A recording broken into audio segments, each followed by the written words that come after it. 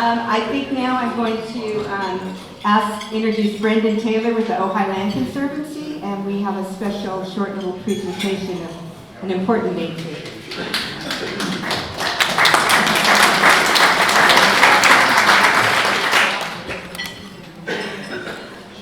Okay. This one? Yeah. All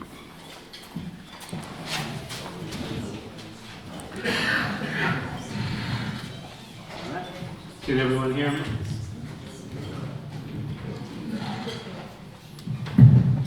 Everyone hear me now? Yes. All right. Thank you all for inviting me back. I was here earlier this year to talk a little bit about the Allan Jacobs Trail, and I'm back again today to tell you all that the Allan Jacobs Trail is finished. It's complete. Very exciting news. So just briefly talk about that.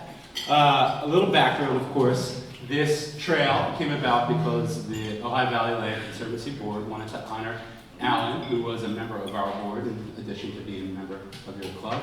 But more than that, he was a great volunteer for us. He was instrumental in fundraising for our Valley View Preserve. He's a wonderful family man, friends with a lot of people, a really important part of this community. So if ever there was a man who deserved to have a trail named after him, certainly Allan was one. After the OVLC knew we wanted to build a trail, the question was where, and then the Thomas Fire conveniently answered that question for us. Here you can see our Ventura River Preserve got burned. We had to close a trail on the preserve, so we knew we wanted to put Allan's Trail in that area. So having that in hand, it was time to get started, and we started way back last year. We actually started in April figuring out where to put the trail, April of 2018. And right from the beginning, we had members of this community, volunteers, help us all the way through, starting with Rob Young on the left, who helped us with our Valley View trails years ago. So having his experience on the Allan Jacobs Trail was crucial. We had a couple local friends, Denny Tyrell and Eric Lord, who are Patagonia employees. They came out to help make sure the new trail would be great for mountain bikers, equestrians, and hikers. After we did all that, after we got the trail laid out, it took us months and months, it was time to start building. And so, again, we used volunteers. This was entirely volunteer built.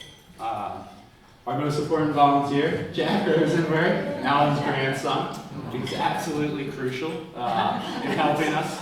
This is on our last day. He was there. He didn't have the most hours, though. That would be these three men. So on the left is local Pat Dexter. He had over 80 hours put into the trail. Don Jackson in the middle. He had 76 hours put into the trail. And Phil Bradley here on the right, he had over 60 hours on the trail. So we had over 170 different volunteers who helped at least once, and a lot of them came back again and again. Several members of Allan's family, his kids came out a few times, his brother even came out once. We had a lot of local groups come out. We had Villanova Prep School helped us a few times. Thatcher School came out. Patagonia had employees come out for one day. REI had employees. We had International Women's Day out there, which was a volunteer project led by two of our volunteers, Cindy Rowe and Barbara Rugo. We had a National Trails Day. We had all kinds of volunteer projects out on the trail throughout this past year. And mostly what they did is remove vegetation. All that green growth came after the Thomas Fire. We had to get rid of that. We had to get rid of the burned chaparral. Andy had to shape the trail at some points. We had to do that along the whole length. Villanova kids moved this old culvert, this huge culvert that was just in the woods way back when the preserve used to be a ranch. They moved it out of the woods, put it in a huge ditch. We had a lot of volunteers shape turns so that they're safe and fun for everybody to go around. And throughout this whole thing, along the entire length of the trail, we had to remove root wads. Here, Anzac and Sarah, Allan's kids, are removing a root wad. Anzac there is a lot happier than he will be later when he realizes that that's poison oak that he's in. So we had to do that along the whole length of the trail. And then last week on Saturday was our last day of building the trail and getting it ready. So all we really did mostly was put in the sign, the little memorial sign on the left. Jana, Allan's wife, and the kids came out a week and a half ago to pick the spot. So that spot is on the southern junction of the Allan Jacobs Trail. And we just put the sign in so that it was ready and open for everybody to use. Here's a couple quick numbers to give you an idea of what it took to build Allan Jacobs Trail. There were 177 individual volunteers who came out at least one time, put in over 1,600 hours.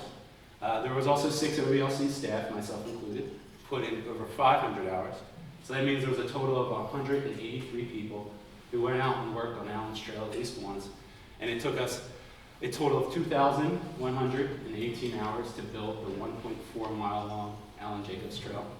That's, in case you're curious, 3.5 feet per person per hour. So it's not a very fast thing to build a trail by hand. It takes a lot of work. We started August 15th, 2018, finished it this past Saturday after 73 work trips.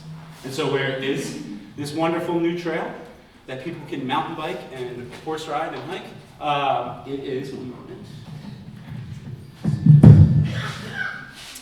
This is Allan's Trail right here. This purple. This is Rice Road and 150 Ventura River. So Allan Jacobs Trail is on our Ventura River Preserve. You can get to it basically from Rice Road.